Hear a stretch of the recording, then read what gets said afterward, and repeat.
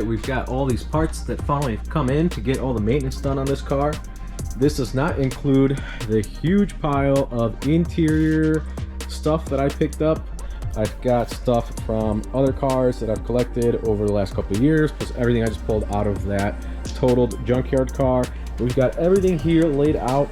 I did pick up a bumper. We've got 8th gen fog lights. I know a lot of you guys were asking about a video about that, so that'll be its own video where we put the fog lights on the bumper. I'll show you how to do that, and we'll also wire the fog lights so that they stay on all the time. As long as the ignition is on, the lights will be on, but it'll still be able to be switched off with a headlight switch. So that's a cool mod that I really like doing in all my cars. We'll be doing transmission fluid, output seals, new axles. I got a new absorber for when the bumper comes on the car, since it didn't come with a bumper at all. Well, actually it did, but it's in a billion pieces. We've got everything to do the valve lasher. So we got a new valve cover gasket with prominence. We've got plenum gaskets. We've got Denso IK22s, which are a great upgrade.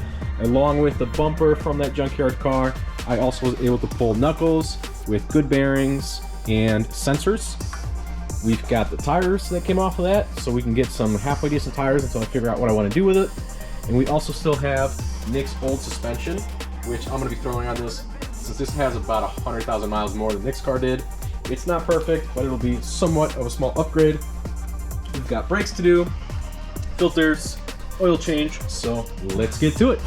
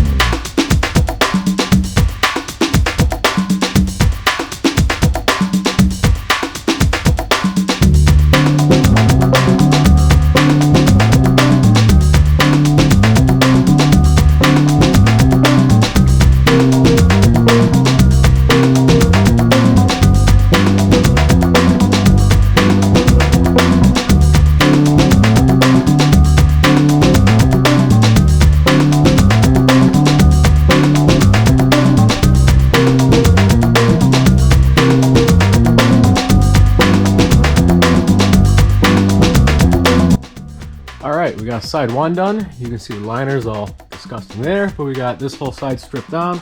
Still got to remove the axles, drain transmission fluid.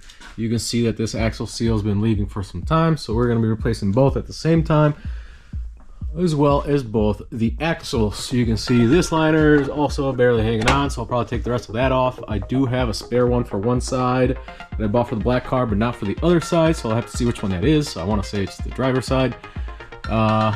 I'm going to be doing this belt. I don't know if you're able to see the crack right there, but it's like that everywhere. Clean up all of this disgusting oil leakage everywhere. Drain the engine oil while I'm at it, and get the service underway.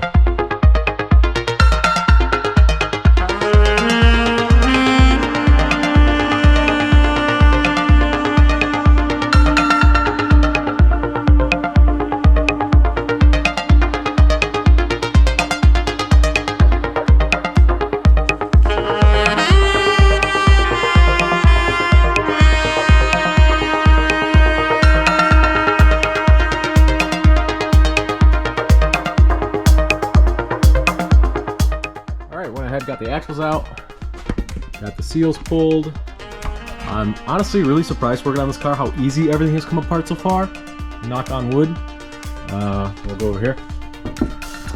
But everything's actually been coming apart pretty easily, which is great. I thought it was going to be a crusty mess. I'm sure when I deal with exhaust things, because I'm sure I'll have to, that will not be the case. you can see here the other seal that came out. I got the engine oil drained. I got a new filter put on. That's the part number for that. It's S7317. So now I'm gonna go ahead and put new axle seals on. You can see that one was dry and one was wet. So this is the part number there for the Timken unit. Focus, it's 224026. And then for the right side, it is right there. It's 710630.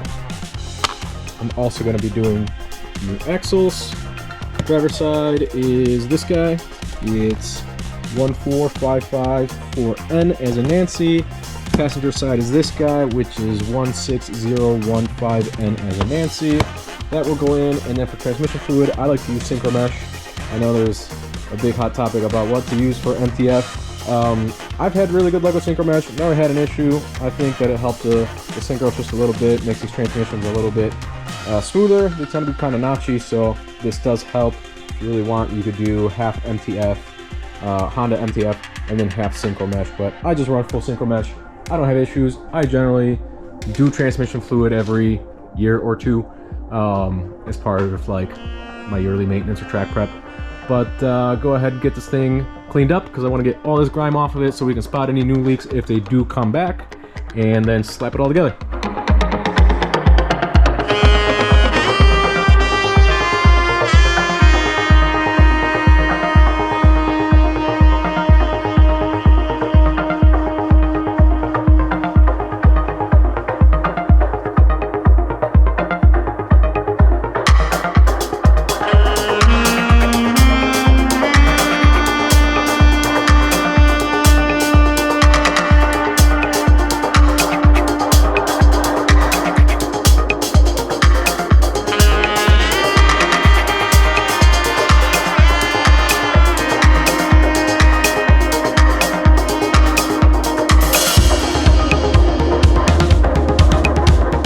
Alright, went ahead and got axles all put in.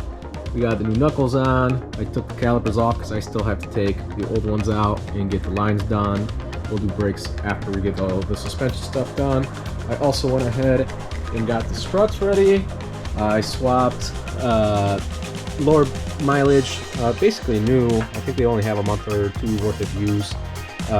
Top hats, bearings, and all that I took off of my coilovers that are on my black car a long time ago when I first got the car. I've got new end links and everything else to put the suspension together. So I'm gonna go ahead and get that going, button all this up, and then we'll get into brakes and finishing doing the engine service. Gonna do a valve lash, plugs, coils, gonna install the CDV delete while I'm at it, and just go through all of the fluids on this thing and get it up to par.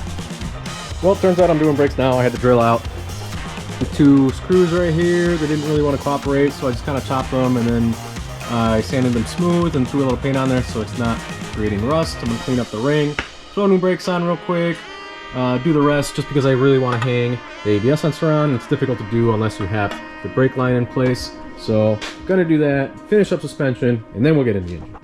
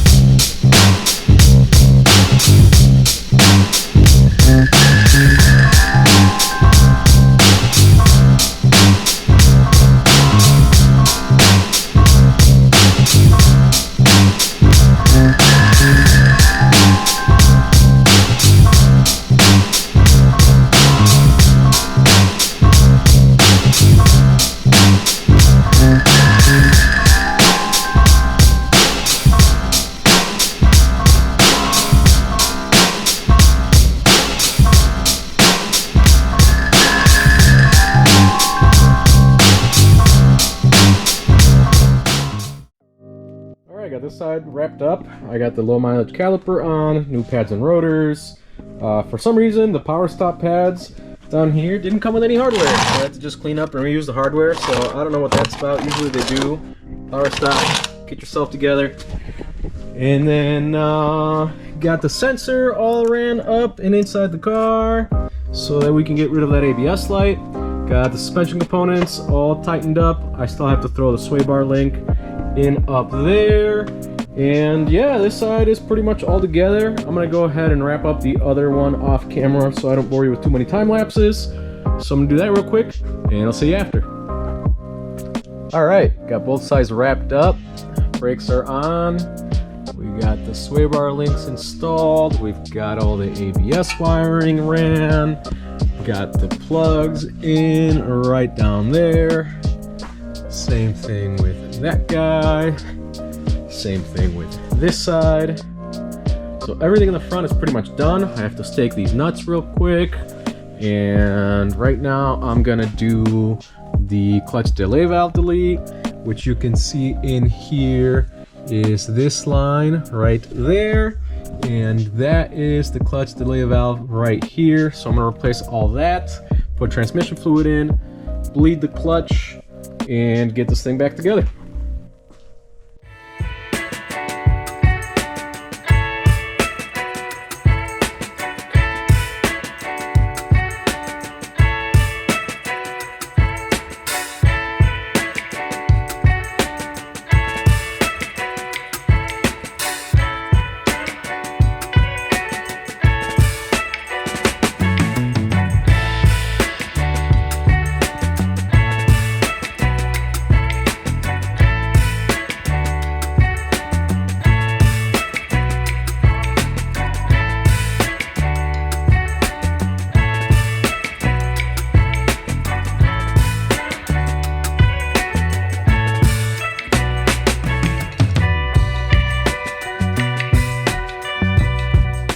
Got everything back together. I know the time lapse was not the greatest. Getting angles here is kind of difficult. I don't have a magnetic mount yet. I do have one on the way. You can see the line right there. That's the clutch delay valve delete that I sell on the website. Hooks up to the factory hardline. The factory hardline right here goes down to the factory clutch slave. Now, I do have a 51R battery upgrade on this, and I did want to point something out about this. A lot of people decide they don't want to do this, even though it's a way worthwhile upgrade for batteries. They're cheaper, easier to find, last longer, and have a higher cold cranking amp rating. The only thing you have to trim when people say you have to trim your battery tray is not even really the tray, because the tray is that metal piece. It's the plastic. So right here, you'll see that there's a lip on all of it, and you just have to knock out one side, which if you really wanted to, you could do with a razor blade. I use a little bit of a cutoff wheel and then sanded it down to make it nice and smooth. But you just do that, pop it in place, and your battery fits. And even if you don't do that, your battery does fit. It just sits a little lopsided, and it's not the end of the world. Like, it doesn't take a whole lot to do this, and it's a great upgrade, especially for people in the Northeast or Midwest where it snows a lot and it gets really cold and below zero or below freezing temperatures. This is a great upgrade because those tiny little 151Rs, which I thought I had one here, I don't, they're much smaller than this and they don't have the capacity that these do. So they do a lot better in the colder months, and the starters on these are known to be problematic, so that adds to it. And then if you have any kind of aftermarket electrical, like a sound system, that also adds to it. So great upgrade. I definitely recommend this to everybody. Not difficult.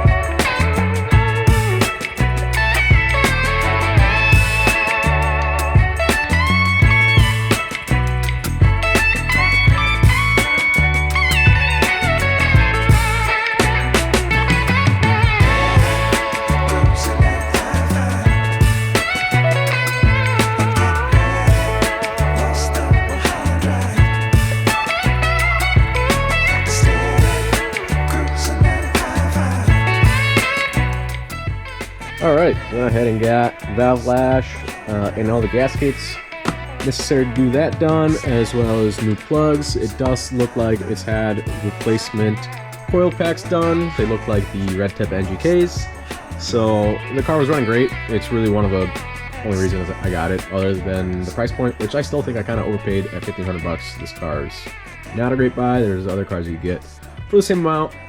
Maybe a little bit more, maybe a little bit less, and you'll have to put, you know, money into whatever you get that's used at this degree. But, you know, make and do with what I got. But went ahead and did valve lash. There was a couple of them that were out of spec. There was a leaking oil valve, or valve cover gasket that was leaking oil, so went ahead and got that knocked out, everything cleaned up, and did a little bit of Honda Bond where the front cover meets the engine block to make sure that's not leaking. I do still have to replace this belt that's cracked, and I'm going to go ahead and replace the bearing for the idler while I'm doing that. But before I finish putting all this back together, I'm going to go ahead and do a brake fluid flush, and since I have to bleed the fronts anyway, I replace the calipers, and then do the clutch fluid, since what came out of it was disgusting, and I did install the new clutch tail valve line. So let's go ahead and do that, and then finish up the rest.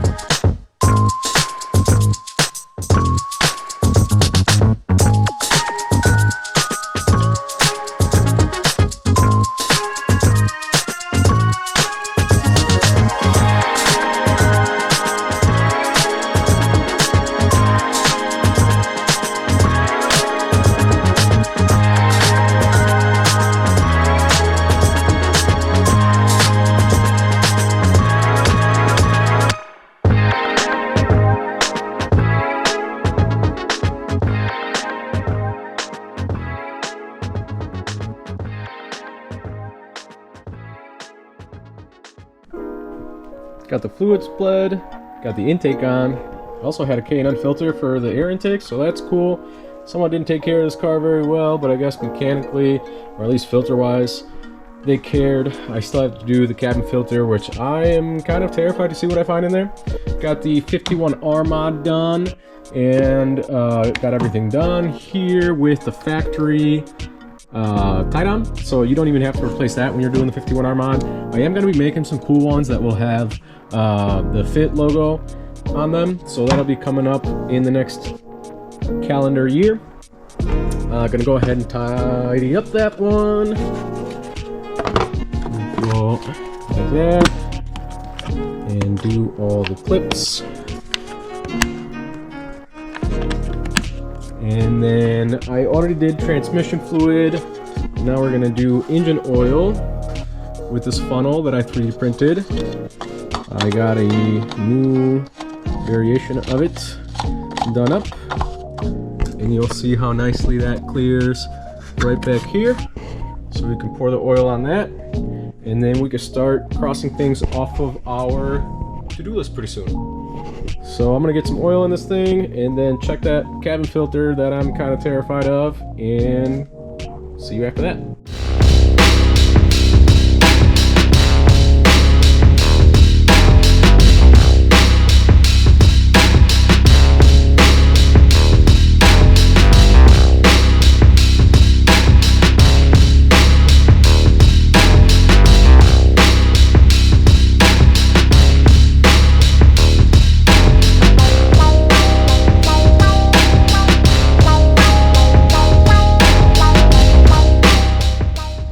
Belt out.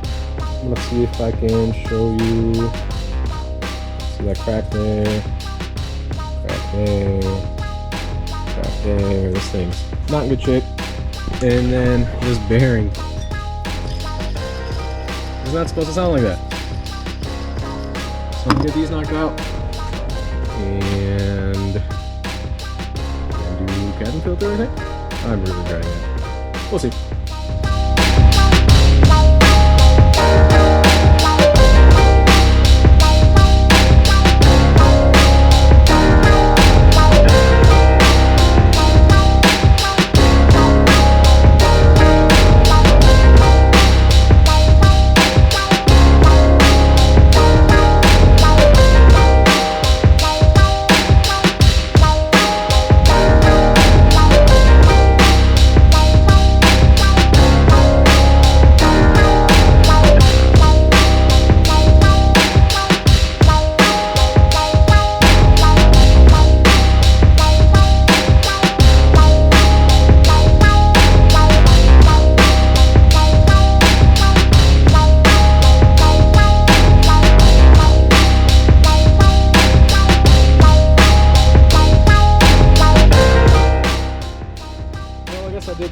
time lapse like a dummy.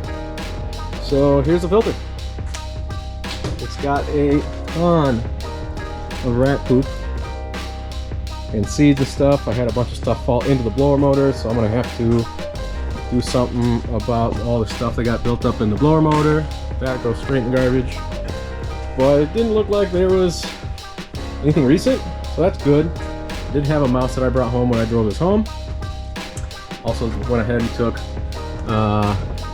brakes and stuff off the list. We have tires now up next, so I think I'm going to put the wheels and tires back on, clean up all the mess I made underneath, get this bumper back on, and wrap this up.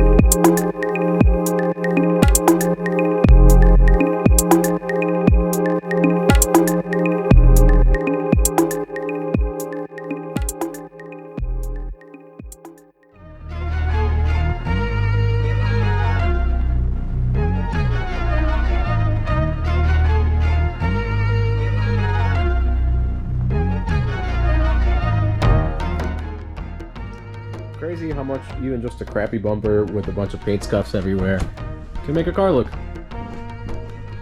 Finished tightening up the bolt and the intake here.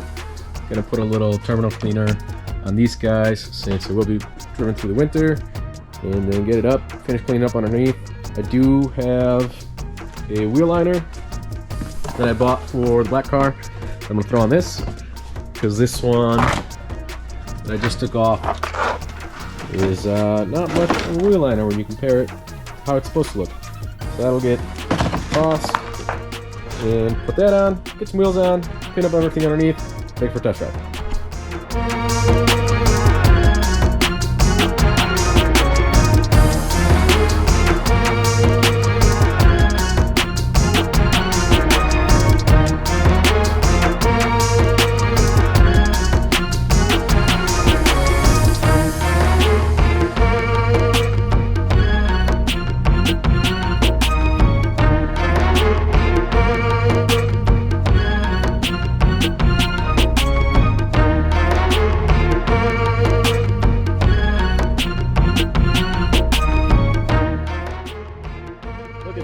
It looks like a car again. I did get a lightly used set of tires put on this that I also took off of that junkyard car, so we can cross that off the list.